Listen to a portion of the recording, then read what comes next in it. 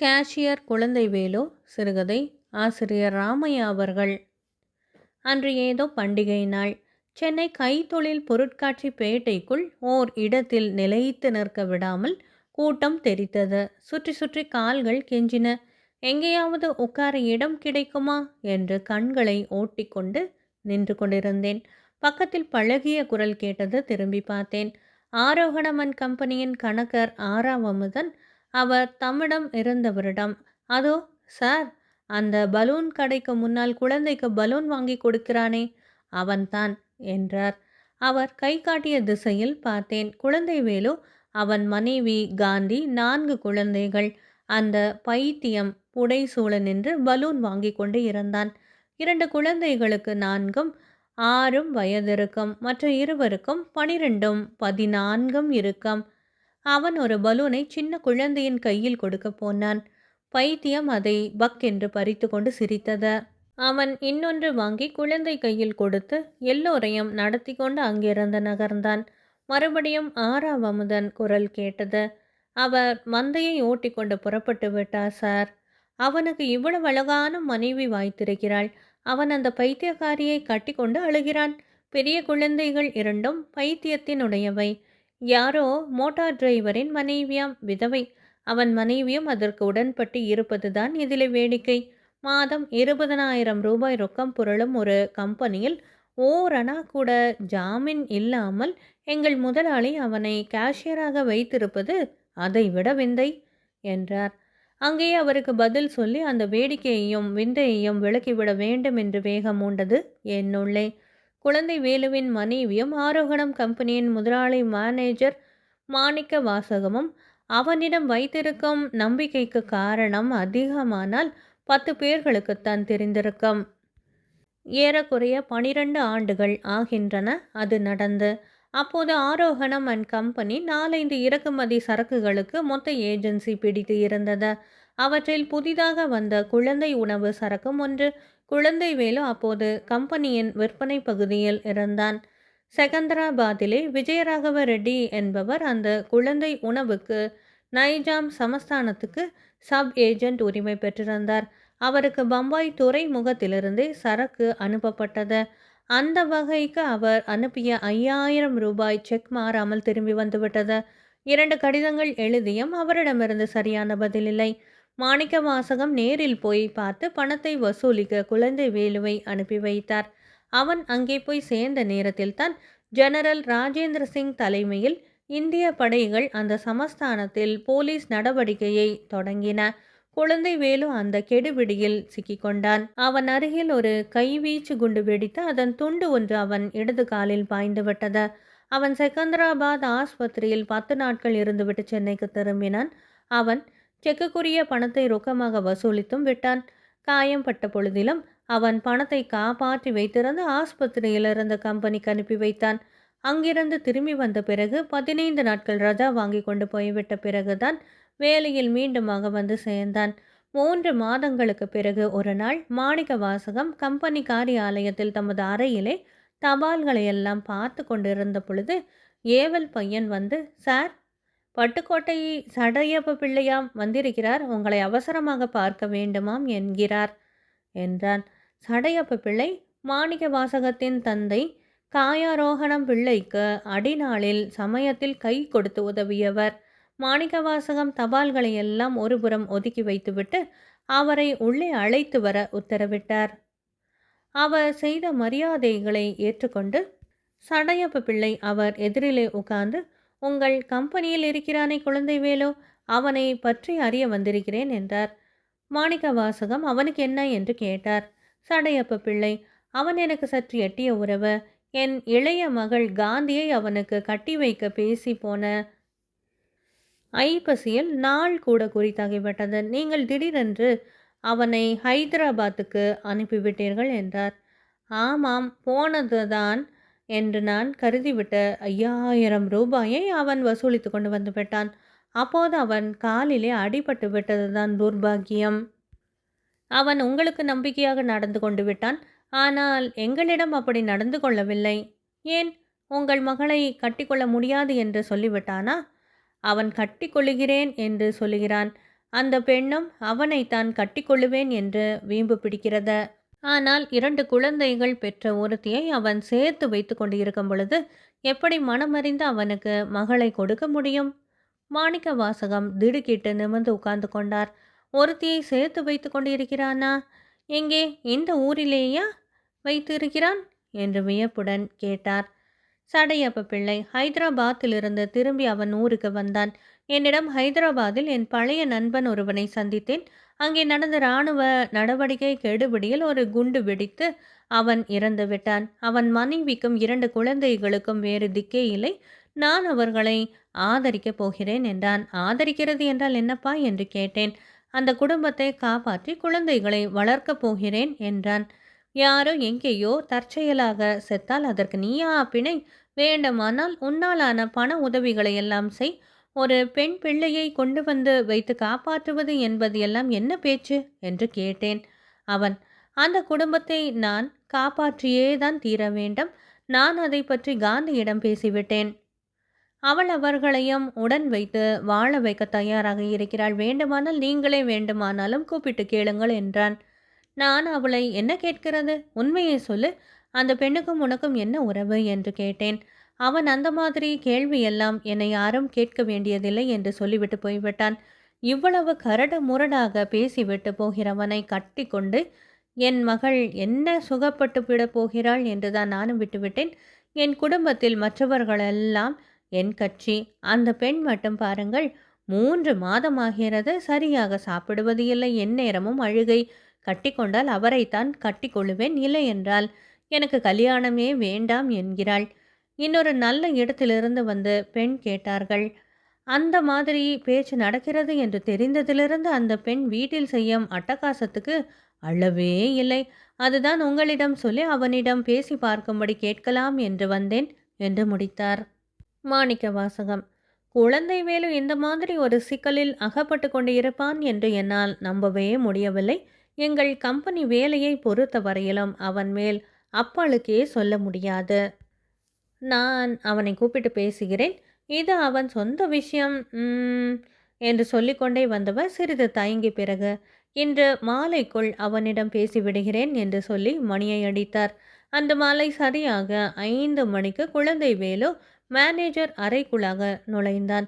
தபாலில் சேர வேண்டிய கடிதங்களில் கையெழுத்து போட்டுக்கொண்டிருந்த மாணிக்க வாசகம் அவனிடம், உட்காரு குழந்தை வேலு, 2 நிமிஷம் என்று சொல்லிவிட்டு தமது வேலையில் முனைந்தார். கடிதங்களை அனுப்பிவிட்டு அவர் நிமிர்ந்து அவனை பார்த்தார். அவன் முக தோற்றத்தில் முறை தவறி நடப்பவனின் கூச்சம் குளறல் எதுவுமே இல்லை. அவன் நிமிர்ந்து அவர் கண்களுடன் கண் கலந்து பார்த்தான். மாணிக்க வாசகம், பட்டுக்கோட்டை சடையப்ப பிள்ளை இங்கு வந்திருந்தார், உன்னை பற்றி எல்லாம் சொன்னார் என்றார். அந்த பெயரை கேட்டவுடன் அவன் முகம் சுண்டியதை அவர் கண்டார். அவன் பதிலே சொல்லவில்லை. அவரை பேசட்டும் என்பது போல நின்றான். மாணிக்க வாசகம், உட்காரேன் என்றார். அவன் ஒரு நாற்காலியில் உட்கார்ந்து கொண்டான். பிறகு அவர் மகள் காந்தியை வேறு இடத்திலே கட்டி கொடுக்க போகிறார்களாம், பேசினார்களாம். அவள் வேறு யாரையுமே கட்டிக்கொள்ள மாட்டேன் என்று சொல்லி அழுது கொண்டே இருக்கிறாளாம் என்றார். குழந்தைவேல் அதற்கும் ஒன்றும் பதில் சொல்லவே இல்லை. மாணிக்க வாசகம், நீ இங்கே குடித்தனம் போட்டு இருப்பதாக அவர் சொன்னார். யாரோ 2 குழந்தைகள் பெற்ற ஒருத்தியை கொண்டு வந்து வைத்து இருக்கிறாயாமே என்று கூறினார். குழந்தை வேலு, ஆமாம், கொண்டு வந்து வைத்து காப்பாற்றுகிறேன் என்றான். அவன் குரலை கேட்டு மாணிக்க வாசகத்தின் புருவங்கள் மேலே ஏறின. அவன் காப்பாற்றுகிறேன் என்று அழுத்தி சொன்னதன் பொருளை புரிந்து கொள்ள முயலுவது போல சிறிது தயங்கிவிட்டு அவர், ஏன், எதற்காக அந்த பொறுப்பை சுமக்கிறாய் என்பதை உனக்கு பெண் கொடுக்க போகிறவரிடம் விளக்கிச் சொல்லியிருக்கலாமே என்றார்.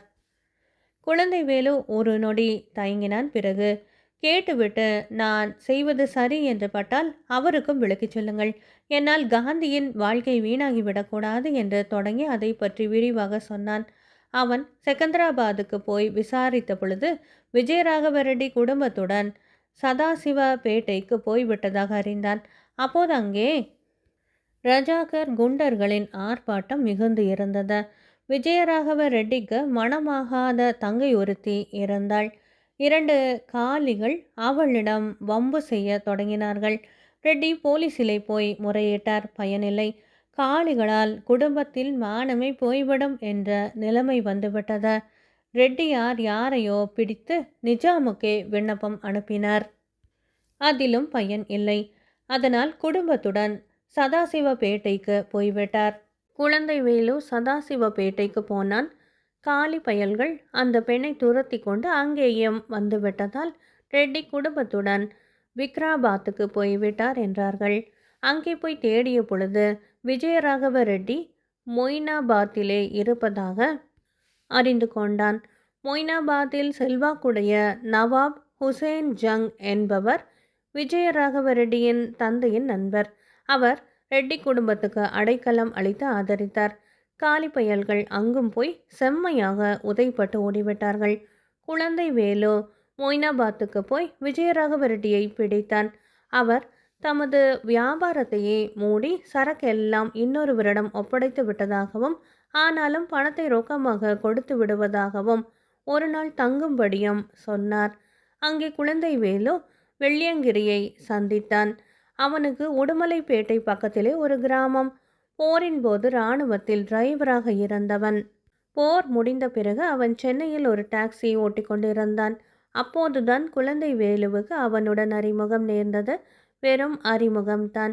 ஆயினும் அவ்வளவு தொலைவில் உருதுவும் தெலுங்கும் மட்டும் பேசிய மக்களிடையே தமிழ் பேசும் இருவரும் சந்தித்தவுடன் நெடுங்காலத்து நண்பர்களாக முகமலர்ந்து அலாவலாவினார்கள். வெள்ளியங்கிரி நவாப் ஹுசைன் மைத்துனரிடம் காரோட்டியாக இருந்தான்.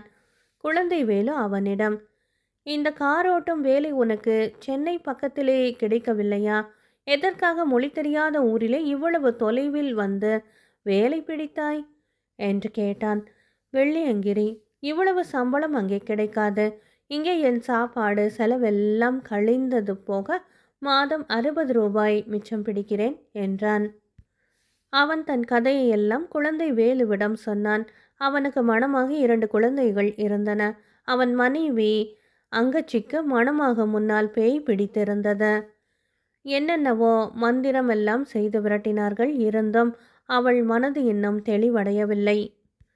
அவனுடைய மூத்த குழந்தைக்கு 2 வயது, இரண்டாவது பிறந்து 6 மாதங்கள் தாமாகின்றன. குழந்தை வேலுவும் அவனுக்கு தன் கதையை சொன்னான். எனக்கு பெண் பேசி கல்யாணத்துக்கு நாள் கூட குறித்தாகிவிட்டது. இந்த விஜயராகவ ரெட்டியை துரத்தி கொண்டு வரும்படி நேர்ந்துவிட்டது என்றான். பெரியவர்கள் பேசி உறுதி செய்யும் முன்பே அவனும் காந்தியும் சந்தித்து காதலித்தார்கள்.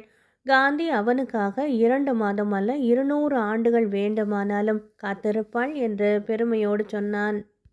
அவன் மொய்னாபாத்துக்கு போய் சேர்ந்த அன்று பகலில் ரேடியோவிலே இந்திய படைகள் நைஜாம் சமஸ்தானத்தில் போலீஸ் நடவடிக்கை தொடங்கிவிட்டதாக அறிவிக்கப்பட்டது. விஜயராகவ ரெட்டி சொன்னபடி மறுநாள் பணம் கொடுக்கவில்லை. அதற்கு அடுத்த நாள் தான் கொடுத்தார். இந்திய படைகள் மிக மிக வேகமாக ஐதராபாத்தை வளைத்து கொண்டு முன்னேறி வருவதாக செய்திகள் எல்லாம் வந்தன.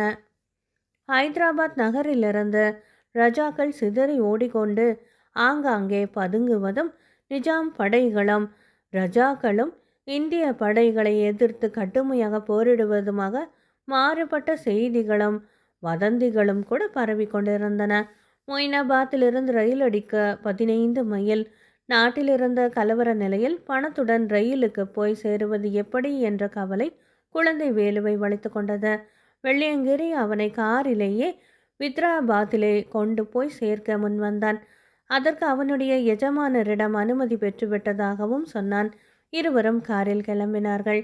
கார் மொய்னாபாத்திலிருந்து 7 மைல் தூரத்திலிருந்து ஒரு பெரிய கிராமத்தின் எல்லையை எட்டி கொண்டிருந்தது. எதிரில் சாலை வழியாகவும் பக்கங்களில் நிலபுலன்களின் வழியாகவும் இந்திய படையாட்கள் துப்பாக்கிகளை நீட்டிக்கொண்டு ஓடி வருவதைக் கண்டு வெள்ளியங்கிரி காரை சாலையின் ஓரத்தில் நிறுத்தினான். அவன் காரிலிருந்து இறங்கி குழந்தை வேலுவையும் இறங்க சொன்னான். கார் நின்ற இடத்துக்கு நேரெதிர் சாலையின் எதிர்ப்புறத்தில் ஒரு பெரிய பழைய வீடு இருந்தது. 2 பெரிய மாடிகள் உள்ளது. அதன் வாயில்கள் ஜன்னல்கள் எல்லாம் அடைத்து மூடப்பட்டிருந்தன. படைவீரர்கள் அந்த கட்டடத்துக்கு 20 கஜ தூரத்தில் வந்துவிட்டார்கள். திடீரென்று அதன் மாடியிலே ஒரு ஜன்னல் கதவு திறக்கப்பட்டது. ஒரு கை வெளியே நீண்டு எதையோ வீசியது தெரிந்தது. அடுத்த நொடி குழந்தை வேலுவுக்கு எதிரிலே 10 அடி தூரத்தில் ஒரு குண்டு வந்து விழுந்தது. வெள்ளியங்கிரி கிரானைட் வெடி என்று கூவி குழந்தை வேலு கையை பற்றி இழுத்து ஓடிவிடு ஓடு என்று சொல்லிவிட்டு முன்னால் பாய்ந்தான். அதே சமயம் ஓடி வந்த படையாட்கள் அப்படியே தரையோடு தரையாக விழுந்ததையும் குழந்தை வேலு கண்டான். என்ன நடந்தது எப்படி என்பது அவன் மனதில் பதியக்கூட நேரமில்லை. வெள்ளியங்கிரி ஒரே தாவலில் அந்த குண்டின் மேல் போய் விழுந்து அதை தன் உடலால் மூடினான். காதை அடைக்கும் வெடி சத்தம் கேட்டது. குழந்தை வேலுவின் இடது கணுக்காலிலே ஒரு குண்டு வந்து பாய்ந்தது. அவன் அலறிக்கொண்டு காரின் அருகில் சாய்ந்தான். படையாட்கள் எழுந்து காரின் பின்னாலும் அருகிலிருந்த மரங்களின் மறைவிலும் போய் நின்று அந்த வீட்டை நோக்கி சுட்டார்கள். நான் தரையிலே ஊந்து ஊந்து வெள்ளியங்கிரி கிடந்த இடத்துக்கு நகர்ந்தேன் என்று தொடங்கினான் குழந்தை வேலு. அந்த கோர காட்சியை இப்போது நினைத்தாலுமே என் குடல் நடுங்குகிறது சார். வெள்ளியங்கிரியின் இடுப்பு பகுதி அடிபோன மண் சட்டியை போல திறந்து கிடந்தது. ரத்தம் பீச்சி அடித்து அடங்கி மெதுவாக வந்து கொண்டு இருந்தது. அவன் உயிரோடு இருப்பான் என்ற நம்பிக்கை இல்லை. இருந்தும் நான் அருகில் போய் வெள்ளியங்கிரி என்றேன். அவன் கண்கள் ஒரு தடவை இமைத்தன. இன்னும் உயிர் இருக்கிறது என்று அருகிலே நகர்ந்தேன். அவன் உதடுகள் அசைந்தன. ஆம், அவன் பேசினான். அவன் குரலிலே காற்று மட்டும் தான் இருந்ததானால் அது வேலின் முள் வேகத்துடன் என் செவிகளில் பாய்ந்தது. போய் அந்த பெண்ணை கட்டிக்க, உனக்காக காத்திருப்பா என்ற சொற்கள் தெளிவாகவே கேட்டன. அதை சொல்லுவதற்காகவே அவன் தன் உயிரை பிடித்து கொண்டு இருக்கிறான். அவன் தலை சாய்ந்தது. மேலும் 15 நிமிஷங்களில் படை வீரர்கள் அந்த வீட்டுக்குள் பதுங்கியிருந்த 20 குண்டர்களை வெளியிலே நடத்தி வந்தார்கள்.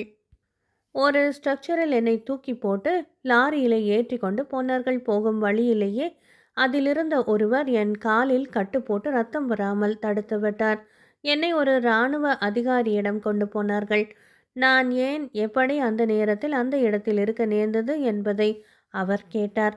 அந்த அதிகாரி சொன்ன பிறகுதான் வெள்ளியங்கிரி எவ்வளவு துணிச்சலாக எவ்வளவு பெரிய தியாகம் செய்து தன் உயிரையும் தமது படை வீரர்கள் உயிரையும் காப்பாற்றிவிட்டான் என்பது எனக்கு விளங்கியது. அவர் அந்த டிரைவர் இராணுவத்தில் இருந்தவனா என்று கேட்டார். நான் ஆம் என்றவுடன் அவர், வேறு யாருக்குமே கைவீச்சு குண்டை பற்றி அவ்வளவு தெரிந்திருக்காது. தெரிந்திருந்தாலும் தன் உடலையே போட்டு அதை மூடி மற்றவர்களை காக்கும் யோசனை உதித்தும் இருக்காது என்றார். அவர்தான் என்னை செகந்திராபாத் ஆஸ்பத்திரிக்கு அனுப்பி வைத்தார். ஆஸ்பத்திரியிலிருந்து நான் மொயினாபாத்துக்கு தந்தி அடித்தேன். அதற்குள் தமது படைகள் கலகக்காரர்களை ஒடுக்கிவிட்டன. விஜயராகவ ரெட்டியே ஆஸ்பத்திரிக்கு வந்தார். அவர் வழியாக வெள்ளியங்கிரியின் முதலாளிக்கு தகவல் அனுப்பினேன். அவன் ஊர் முகவரியையும் தெரிந்து கொண்டேன். நான் சென்னைக்கு வந்து ரஜா வாங்கி கொண்டு அவன் ஊருக்கு போனேன். அவனுடைய முதலாளி அவனுடைய மரணத்தை பற்றி அவன் குடும்பத்துக்கு கடிதம் எழுதியிருந்தார். அதை படிக்க கேட்டவுடன் அவன் மனைவி ஆவென்று அலறி கையால் தலையில் அட்டித்து கொண்டது தானாம். அந்த அதிர்ச்சியில் அவள் மனம் நிலை தடுமாறி விட்டதாம். அவளையும் அவள் குழந்தைகளையும் நேரில் பார்த்த பொழுது என் நெஞ்சில் நிகழ்ந்ததை எப்படி சொல்லி காட்டுவது என்று கூட எனக்கு தெரியவில்லை. அந்த இராணுவ அதிகாரி அவனை பற்றி எழுதினாரா? சர்க்காரிலிருந்து அந்த குடும்பத்துக்கு ஏதாவது உதவி கிடைக்குமா என்பது கூட எனக்கு தெரியாதானால் அந்த குடும்பத்தை காப்பாற்றுவது என் பொறுப்பு, புனிதமான கடமை என்று நம்புகிறேன். அவன் மனைவிக்கு பைத்தியம், குழந்தைகள் இரண்டும் 3 வயதுக்கும் உட்பட்டவை என்று சொல்லி முடித்தான். மாணிக்க வாசகத்துக்கு பேச துணிவு இல்லை. உணர்ச்சி பெருக்கில் குரல் நடுங்கிவிடுமோ என்ற அச்சம் அவருக்கு. ஒரு நிமிஷத்துக்கு பிறகு அவர், மற்றவர்களுக்கும் இவ்வளவு விவரமாக சொன்னால் புரியாமலே இராது என்றார். குழந்தை வேலு துன்ப சிரிப்பு சிரித்தான். எனக்கு நம்பிக்கை இல்லை, நீங்கள் வேண்டுமானால் சொல்லி பாருங்களேன் என்றான். மாணிக்க வாசகம் சடையப்ப பிள்ளை கதை புரிய வைத்தார். அவரை முன்னின்று காந்தி குழந்தை வேலுவின் திருமணத்தையும் நடத்தி வைத்தார். 3 ஆண்டுகளுக்கு முன் ரொட்டி கடைகளுக்கு கோதுமை மாவு விநியோகிக்கும் வியாபாரம் தொடங்கினார். ஒரு பெரிய மில்லுடன் குத்தகை ஒப்பந்தமும் செய்து கொண்டார். அந்த வியாபாரத்தில் மாதம் 20,000 ரூபாய் வரையிலும் ரொக்கம் புரளும். அதற்கு குழந்தை வேலுதான் கேஷியர். வெள்ளியங்கிரியின் குடும்பம்தான் அந்த பதவிக்கு அவன் கட்டி இருக்கும் பிணை தொகை ஆகும். அன்பானவர்களே, ராமையா அவர்கள் எழுதிய கேஷியர் குழந்தை வேலு சிறுகதை நிறைவு பெற்றது. நன்றி.